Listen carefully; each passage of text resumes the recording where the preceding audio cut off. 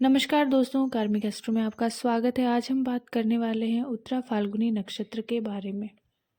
यह नक्षत्र सिंह राशि में पड़ता है और कन्या राशि में भी पड़ता है। इसका पहला चरण सिंह राशि में, बाकी के 3 चरण कन्या राशि में आते हैं। इनके लॉर्ड होते हैं सूर्यदेव और डीटी होते हैं शिव। इनको शिव जी की पूजा करनी चाहिए, इनके लिए अच्छा होता है। उत्तरा फाल्गुनी नक्षत्र का सिंबल होता है पलंग के 2 पाए जो फ्रंट के होते हैं। पूर्वा फाल्गुनी जो पीछे के 2 पाए थे उनसे रिप्रेजेंट करता है, और उत्तरा फाल्गुनी आगे की। इसका रंग लाल रंग भी कहा गया है। उत्तरा फाल्गुनी नक्षत्र के लोग एनर्जेटिक होते हैं क्योंकि सूर्य का नक्षत्र है, ऊर्जावान होते हैं, इनके पास लग्जरी होती है, पैसा होता है, धनी होते हैं और राजसी जीवन जीने की कोशिश में रहते हैं। आराम पसंद होते हैं और आराम के लिए ही काम करते हैं। मेहनती भी होंगे। एम्बिशियस होते हैं, मतलब अपनी चीज़ों के लिए ज़्यादा बढ़कर काम करना। महत्वाकांक्षी, प्रोडक्टिव होंगे, मेहनती होंगे। कम्युनिकेशन बहुत अच्छा होगा इनका क्योंकि कन्या राशि ऐड हो रही है, जो कि बातचीत की राशि भी कही जा सकती है क्योंकि बुध उसके रूलर हैं। तो ये कम्युनिकेशन में भी बहुत अच्छे देखे गए हैं। लॉयल होते हैं। देखिए, जो राशियां होती हैं और उनके जो लॉर्ड होते हैं उससे आप कैरेक्टर आराम से पता कर सकते हैं। लॉयल हो गए तो ये चीज़ें जो है आपको सन से मिल जाएंगी। कम्युनिकेशन अच्छा है तो आपको बुध से ये चीज़ें मिल जाएंगी। आप फेमस होते हैं, सोशल होंगे और आप दानी होंगे। आप कमाएंगे तो, लेकिन आप दान भी करने से पीछे नहीं हटते हैं। आप अपने मित्रों के लिए बहुत लकी होते हैं, बहुत ज़्यादा सपोर्टिव भी देखे गए हैं। अपने गोल को लेके बहुत ज़्यादा फोकस्ड, और अपने लिए यानी अपने विचारों को लेकर तो आप बहुत ओपन माइंडेड हैं। खुद कुछ कर रहे हैं तो उसके लिए आप बहुत ओपन माइंडेड हैं, लेकिन वो चीज़ें अगर सामने वाला करता है या कहता है तो वहाँ पर आप फिर उसे नीचा दिखाने लगते हैं या उसकी बातों में या उसके काम में कमियां निकालने से पीछे नहीं हटते हैं। आपका बड़े बड़े लोगों के साथ उठना बैठना हो सकता है। आपका बड़े बड़े लोगों से संपर्क हो सकता है। आप एडवेंचरस हैं, लाइफ में नई नई चीज़ें सीखना चाहते हैं, करना चाहते हैं। और जीवन के जो कुछ, मुझे लगता है कि 45 के बाद आप बहुत ही स्पिरिचुअल हो जाते हैं। बातचीत में माहिर हैं। लोगों से अच्छे से बात करके, मीठे तरीके से बात करके अपना काम निकलवा लेना उत्तरा फाल्गुनी नक्षत्र के लिए बाएं हाथ का खेल कहा जाता है। इगोइस्टिक होंगे, बॉसी नेचर होगा बिकॉज ऑफ सन, और कृतघ्न भी देखे गए हैं कि आपने इनकी हेल्प की पर इनको कोई बहुत मतलब नहीं है। हालांकि ये हेल्पिंग खुद होते हैं, लेकिन ये नहीं है कि आप इनकी हेल्प करके इनको दबा ले जाएंगे। तो ये बहुत एहसान नहीं लेते अपने सर पे। ज़िद्दी देखे गए हैं, बहुत ही क्रिटिकल होते हैं, आलोचक होते हैं। लोगों में कमियां निकालना, बात बात पर कहना कि ये ठीक नहीं है, वो ठीक नहीं है, ऐसे कैसे बोलते हो या ऐसे कैसे चलते हो। या हस्बैंड है तो अपनी वाइफ के खाने में ही कमियां निकालेगा, कैसे बनाती हो, टेस्ट नहीं आ रहा, ये वो, ऐसा भी नेचर होता है।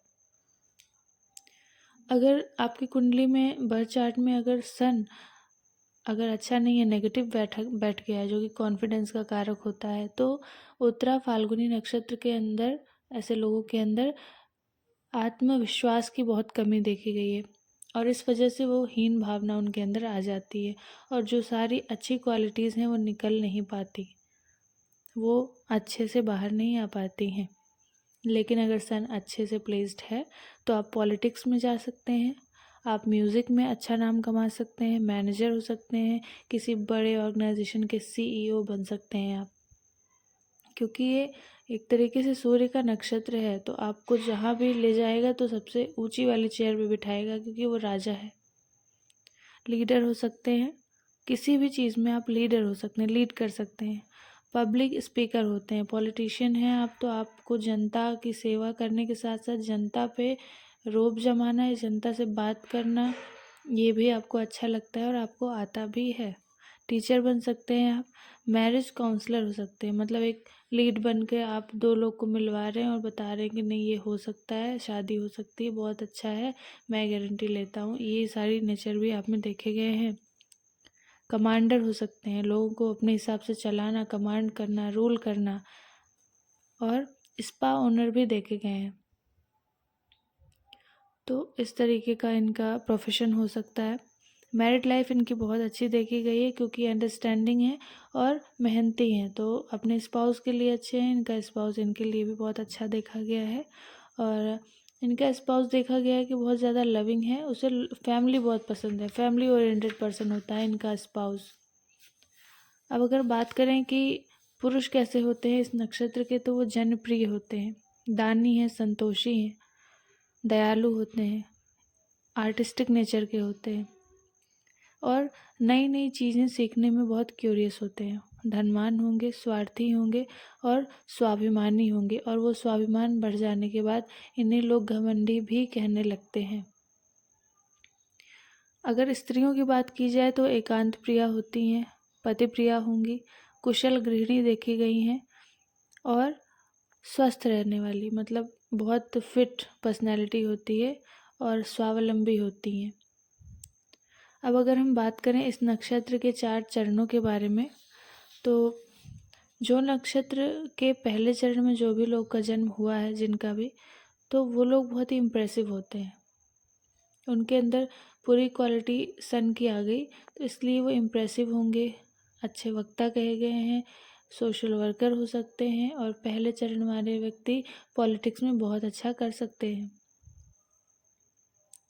दूसरा चरण बताता है कि व्यक्ति के पास मीडियम वेल्थ होगी, बहुत अच्छा नहीं कमाएगा तो बहुत नीचे भी नहीं जाएगा। थोड़ा सा लाइफ इनकी अनस्टेबल होगी, और दिमाग भी थोड़ा सा अनस्टेबल रहता है, क्योंकि कह लीजिए तो ये 2 राशियों में उलझा हुआ व्यक्ति है, तो दोनों नेचर में बहुत उलझा हुआ है, दोनों कह लीजिए एकदम अलग अलग नेचर स्वभाव की हैं, तो इसे कहा जा सकता है कि थोड़ा कंफ्यूज रहता है अपनी लाइफ में। तीसरा चरण बताता है कि ह्यूमैनिटी के कामों में बहुत दान करना है, लोगों की भलाई करनी है, महान बनना है, ऐसा इनके अंदर रहता है, सोशल वर्क करना है। चौथा चरण बताता है कि इन्हें अकेलापन पसंद है, मेडिटेशन करना पसंद है, और ये कभी भी आपकी सिखाई हुई बातों से सीखना पसंद नहीं करते हैं। ये लाइफ में खुद गलती करेंगे और उसी से सीखेंगे। अगर आप कहेंगे कि देखो मैंने ऐसे किया था, मेरे साथ ये हो गया, तुम मत करो, वो नहीं मानेगा। उसके अंदर होता है कि तुमने सही से नहीं किया होगा, या तुम्हारा किस्मत सही नहीं होगी, मैं करके देखता हूँ। तो जब उसे उस चीज़ में फेलियर मिलता है, तब वो मानता है कि हाँ यार ये करना ठीक नहीं है। तो ये सारे नेचर्स हैं।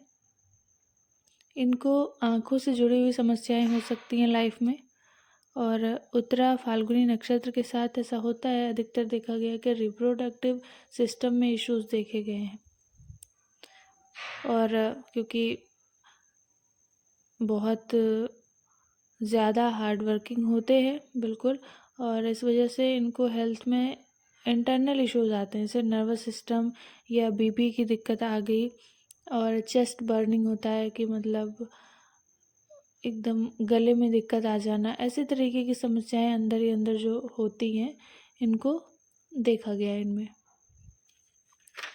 तो ये था उत्तरा फाल्गुनी नक्षत्र के बारे में। अगर आपको वीडियो अच्छा लगा है और आप रिलेट कर पाए हैं तो प्लीज़ वीडियो को लाइक करिएगा, शेयर करिएगा, और चैनल को भी सपोर्ट करते रहिए, सब्सक्राइब करिए। धन्यवाद।